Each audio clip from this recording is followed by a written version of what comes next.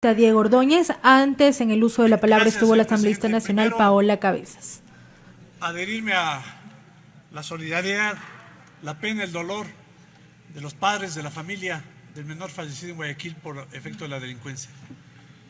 Es una situación dramática.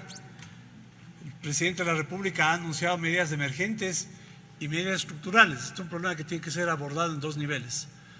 En el nivel de la respuesta inmediata, ha declarado estado de excepción, ha cambiado el ministro de la Defensa, ha comprometido el ministro de Defensa la participación de las Fuerzas Armadas en el aporte para la seguridad interna.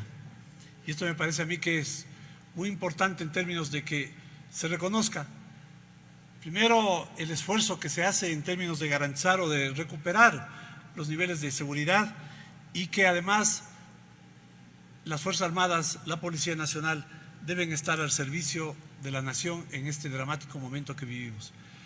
En lo estructural, señor presidente, siempre reconocer al enemigo, el narcotráfico.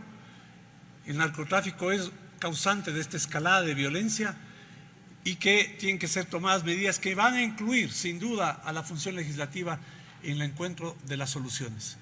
El presidente enviará también un proyecto de ley que reforme muchas leyes que impiden que ahora exista la tranquilidad en la fuerza pública para reprimir la delincuencia.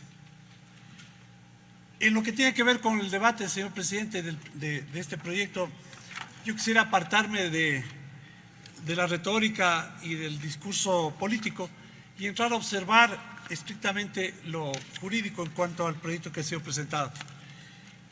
Siempre se reconoce el hecho de que haya buena intención en estas propuestas, ¿no? Pero el camino al infierno está empedrado de buenas intenciones, señor presidente, y uno tiene que poner a esas buenas intenciones sentido de realidad, técnica legislativa y perspectiva. Porque si no, terminamos con proyectos, con el debido respeto del proponente, insulsos como el que estamos presentando, que además tienen normas que yo creo que están deslizadas en este proyecto, que no se han advertido y que yo creo que es importante tenerlos en cuenta. Primero, señor presidente, señalar que se está incorporando a la juventud como que se tratase de un grupo vulnerable. Y la Constitución no establece a la juventud en la definición de la ley como grupo vulnerable.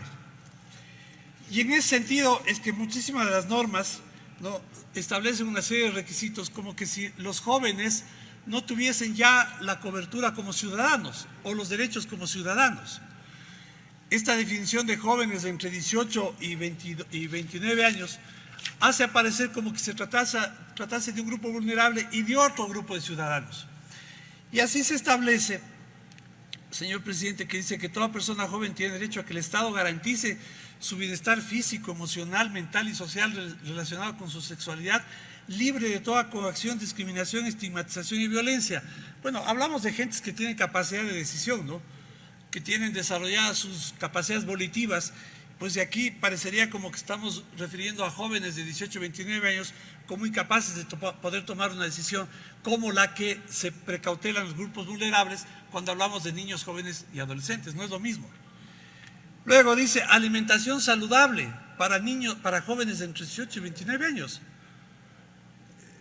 Yo entendería eso en el caso de grupos vulnerables, en donde la Constitución establece medidas de protección.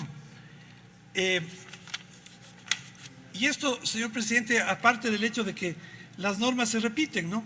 Las normas se repiten. En cuanto a la protección de salud, hay más adelante un articulado en específico, y en cuanto a lo referente al trabajo, también hay un articulado en siguientes artículos al que voy a mencionar. Artículo 30, señor presidente, dice prelación en la contratación. La empresa privada favorecerá la contratación de personas jóvenes que han realizado pasantías y prácticas en dichas instituciones. Bueno, aquí, señor presidente, la pregunta es, aquí está estableciendo una discriminación por género, por edad. Alguien hablaba, y estas son nuevas expresiones, del adultocentrismo. ¿Sí? No, bueno, diríamos a esto, ¿cómo se llamaría esto? Juventucentrismo, ¿no? Yo creo que hay que ser ponderados, pues, señor presidente. O sea, jóvenes y adultos deberían tener capacidades sin que exista puesto el principio de prelación que señala, ¿no? Dice,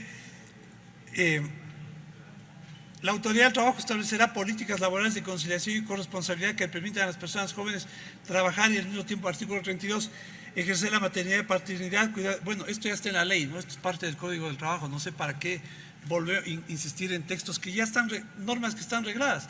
Con esto, señor presidente, un solo paréntesis. Yo sé que hay que poner algo en la agenda de debate, pero yo creo que hay que tener cuidado lo que se pone, porque caso contrario nos sentamos a discutir cosas que ya están regladas. Y bajo el argumento de que lo que sobra no hace daño, no tiene sentido en materia legislativa. Lo que sobra sí hace daño en materia legislativa, porque estamos regulando sobre lo que ya está regulado a pretexto de que quisemos que en otra ley aparezca algo que ya está en otro texto. Me parece que es inoficioso y hace perder el tiempo esta asamblea, por más que no tengamos otros temas que debatir, señor presidente. Y aquí viene un tema que me parece peligroso. Yo tengo un punto de vista sobre esto, no voy a decirlo, si alguien quisiera conocerlo, yo he escrito abundantemente de esto en mi época de articulista de medios de prensa. Y el artículo 37 señala, señor presidente, la interrupción del embarazo en caso de violación. Y el artículo 38 habla de la reproducción humana asistida. Y estos son temas, señor presidente, que tienen que ser debatidos en su momento, y no dentro de esta norma legislativa, de este proyecto. Esto está en discusión en un proyecto de ley que fue presentado por la Defensoría del Pueblo, que está en trámite en la Comisión de Justicia, y me parece que oportunamente, a partir de una decisión tomada por la Corte Constitucional, este tema debería ser debatido, no dentro de este proyecto. Yo quisiera hacer notar que ese deslizamiento no me parece inocente. Es como que estamos tratando de meter ese tema en discusión en esta ley, aparte de aquella propuesta que ya fue, que está tramitada en la Comisión de Justicia. Finalmente, señor presidente, en el inciso segundo también se añade otro elemento que es un tema conflictivo, un tema que que debe ser debatido profundamente, no a propósito de volver a discutir normas que ya están, sobre temas que ya están regulados, pero me parece importante porque le da carácter a este proyecto, y es en donde yo encuentro que se han deslizado, y no sé si es que los asambleístas que opinaron o que van a opinar han tenido en cuenta, ¿no?